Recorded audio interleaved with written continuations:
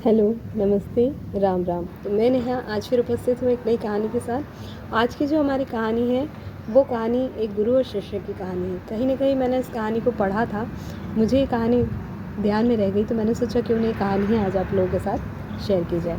तो बहुत पुराने समय की बात है, एक आश्रम है, वहाँ पर गुरुदेव अपने शिष्यों को विद्या अध्ययन करवाते हैं और कुछ शिष्यों से गुरु का बहुत अधिक लगाव होता है। उसमें से एक शिष्य गुरु को काफ़ी प्रिय था। अब समय हो चला था, उनकी विद्या पूरी हो चुकी थी, अध्ययन पूरा हो चुका था, तो शिष्यों को वहाँ से विदा करने का समय था। तो जो उनका प्रिय शिष्य था उसे विदा करते वक्त गुरुजी ने सोचा क्यों ना इसे कुछ उपहार स्वरूप दिया जाए या कुछ ऐसा दिया जाए जो आगे भी इसके जीवन में काम में आए। तो सारे शिष्यों ने विदा ली। जब वो शिष्य गुरु के पैर छूने गया, गुरुजी ने कहा कि मैं तुम्हें कुछ देना चाहता हूँ, और गुरुजी ने अपने पास से एक दर्पण निकाला और वो दर्पण उस शिष्य को देने लगे। तो शिष्य ने कहा कि गुरुजी इसकी क्या आवश्यकता है। तो गुरुजी ने कहा कि जीवन में तुम्हें ये कहीं ना कहीं मदद करेगा और तुम इसे ले जाओ और इसे उपयोग करना। तो शिष्य ने देखा कि ये तो एक दर्पण है।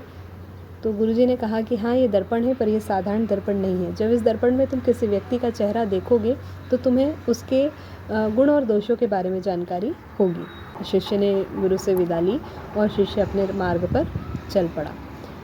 जब वो चलने लगा तो उसने देखा, शिष्य ने गलती से वो दर्पण सबसे पहले अपने गुरुदेव के आगे दिखा दिया। जैसे गुरुदेव उसे उस दर्पण में दिखाई दिए तो उसने देखा कि गुरुदेव में भी कई सारे अवगुण विद्यमान हैं।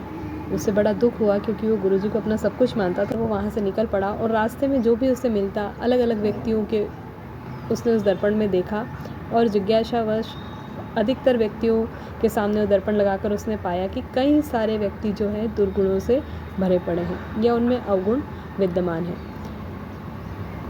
विद्यार्थी से रहा नहीं गया। उत्सुकतावश एक दिन उसने अपने माता पिता को भी उस दर्पण में देखा। उसने देखा कि इनमें भी कई सारे अवगुण हैं। मेरे माता पिता, मेरे गुरुजन, परिवार के दूसरे जन और सारे दुनिया के जो सारे लोग हैं, उनमें कई सारे अवगुण विद्यमान हैं। तो वो जो शिष्य था वो बड़ा दुखी हुआ कि आखिर ऐसा दुनिया में कोई व्यक्ति नहीं जिसके अंदर अवगुण नहीं हो। सोचते सोचते वो बहुत दुखी रहने लगा और फिर एक दिन उसके मन में रहा नहीं गया, तो वो वापस आश्रम की तरफ गया और गुरुकुल में जाकर अपने गुरुजी से उसने कहा कि गुरुजी, ये दर्पण अच्छा दर्पण नहीं है। तो गुरुजी ने कहा क्यों, क्या हुआ। वो दुखी सा विद्यार्थी बैठा रहा। गुरुजी उससे पूछते रहे। फिर विद्यार्थी की स्थिति देखकर गुरुजी समझ गए कि ज़रूर ये किसी न किसी बात को लेकर परेशान है। तो गुरुजी ने कहा, मैंने ये दर्पण तुम्हें दूसरों को देखने के लिए नहीं दिया था, ये दर्पण मैंने तुम्हें तुम्हारे खुद को देखने के लिए दिया था। तो जो विद्यार्थी था उसने कहा कि ऐसा क्यों गुरुजी, आपने मुझे दर्पण दिया, मैंने सब पर उपयोग किया, और आश्चर्य की बात तो ये है कि मुझे दुनिया में कोई भी व्यक्ति ऐसा नहीं मिला जो अवगुणों से भरा हुआ ना हो। तो गुरुजी ने कहा कि ये दर्पण लोगों को देखने के लिए नहीं बल्कि तुम्हें देखने के लिए दिया था। जितना समय तुमने दूसरों के दुर्गुण देखने में व्यतीत किया, उतना ही समय यदि तुम अपने दुर्गुणों पर कार्य करते, उन्हें सुधारने में लगाते, तो तुम्हारा जीवन अभी तक बदल गया होता। तो विद्यार्थी को बात समझ में आई कि कोई भी व्यक्ति ऐसा नहीं है जिसमें अवगुण ना हो। अवगुण सब में है, लेकिन अपने अवगुणों को जानकर उनको दूर करना एक बहुत बड़ी तपस्या है।